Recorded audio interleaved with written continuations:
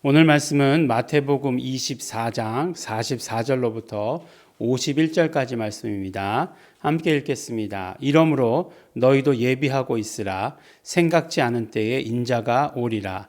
충성되고 지혜 있는 종이 되어 주인에게 그 집 사람들을 맡아 때를 따라 양식을 나눠줄 자가 누구뇨?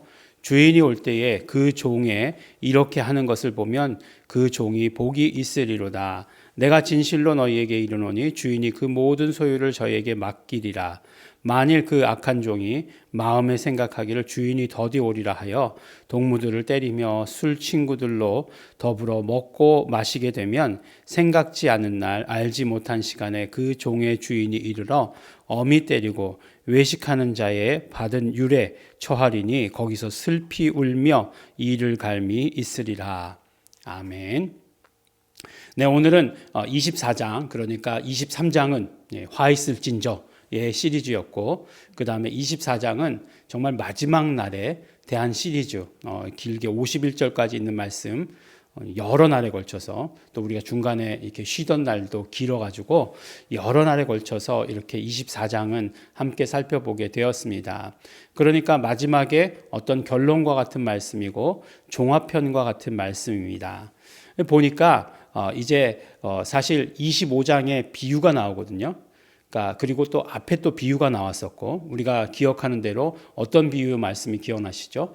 포도원 그 농부의 비유, 뭐 그런 것들도 기억나시고, 그 다음에 이제 포도원 농부의 비유 그러면은 이제 여러 가지가 기억이 나요. 왜냐하면 이제 그 포도원에 6시서부터 아침 6시서부터 시작해서 5시까지 일꾼들을 불러들였던 그 비유도 기억이 나고, 그것보다도 더 이제 예수님께서 말씀하셨던 것 가운데 자주 언급하셨던 내용들은, 그러니까 비유 말고 내용들은 어떤 것이 있었냐면, 그 이제 포도원을 만들고 타국으로 가셨다가 거기서 이제 그 포도 소출이 있을 때에 이제 수확 때에 이제 종들을 보내는 그런 내용의 말씀들을 기억하시죠? 네, 그런 비유들, 그런 비유들이 모두가 다 결국 오늘 말씀의 결론 가운데 언급하시는 내용이라는 거예요. 그래서 우리가 어떤 비유의 내용을 우리가 좀 조금 더 확대해서 볼 수 있겠다라고 하는 생각이 들더라고요. 그러니까 예수님께서 비유로 말씀하신 것들이 과연 어떤 뜻을 가지고 있느냐? 물론 예수님에게 초점 맞춰져 있다. 이렇게 얘기하면 모든 것들이 다 맞겠죠. 그런데 어떻게 예수님에게 초점 맞춰져 있느냐? 그렇죠. 다시 오실 예수님에게 초점이 맞춰져 있다라고 생각하고 비유의 말씀들을 우리가 다시 생각해 보는 것들이 좋겠다라고 하는 그런 생각이 듭니다. 왜냐하면 여러 가지 마지막에 결론처럼 말씀하신 그 말씀들이 다 그래요. 그러니까 충성되고 지혜 있는 종이 되어서 주인에게 그 집 사람들을 맡아 때를 따라 양식을 나눠줄 자가 누구뇨? 라고 이렇게 말씀하시는 이 말씀은 어떤 비유가 생각이 나죠? 그렇죠. 달란트 비유가 생각이 나잖아요. 달란트 비유는 요 24장 다음 장에 나와요. 25장에 나옵니다. 그러니까 달란트 비유가 나오고요. 그 다음에 보니까 그 밑에 어떤 말씀이 있죠? 그 47절부터 만일 그 악한 종이 마음에 생각하기를 주인이 더디 온다 하여 동무들을 때리고 술 친구들로부터 먹고 마시게 되면 이렇게 이야기하고 있는 것지 않습니까? 이야기하고 있는 것들. 그래서 그 결국에는 어떻게 되는 거죠? 아들까지도 죽이는. 결국은 선지자들을 잡아 죽이고 아들까지도 잡아 죽이는. 그것에 대해서 예수님께서 굉장히 분노하셨잖아요, 사실은. 근데 그 분노의 말씀을 또 이렇게 말씀하신 것으로 보아서 예수님은 뒤끝 장렬이시다? 그것이 아니라 정말로 그 일에 대해서 분노하고 계시다. 라고 하는 것을 알 수 있는 것이죠. 근데 이제 뭐 분노하고 계시다라고 하는 것과 하나님의 뜻을 이루어 간다라고 하는 사실은 또 다른 트랙의 이야기죠. 그렇지만 하여간 그 일에 대해서는 분노하신다. 그래서 화 있을진저 외식하는 서기관들, 바리새인들 이렇게 얘기하고 있지 않습니까? 근데 그 이야기가 어떻게 돼 있어요? 결국은 외식하는 자의 받는 율에 처하리니라고 이렇게 말씀하고 있지 않습니까? 그러니까 그 대상이 누구인지에 대해서도 정확하게 말씀하시는 것이고 그 일을 한 행위에 대해서 예수님께서 참지 못하신다.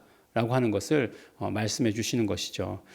그래서 이러한 비유들을 통해서 우리가 교훈을 얻는다. 물론 교훈이 있죠. 예. 그렇지만 이솝 우화 같은 그런 교훈을 말씀하시는 거 아니에요. 정말로 예수님 다시 오시는 날까지의 살고 죽고 하는 그런 문제들이 결국 달려있다라고 하는 것을 우리에게 말씀해 주십니다. 마지막 결론은 어떤 말씀으로 우리에게 하고 계신가?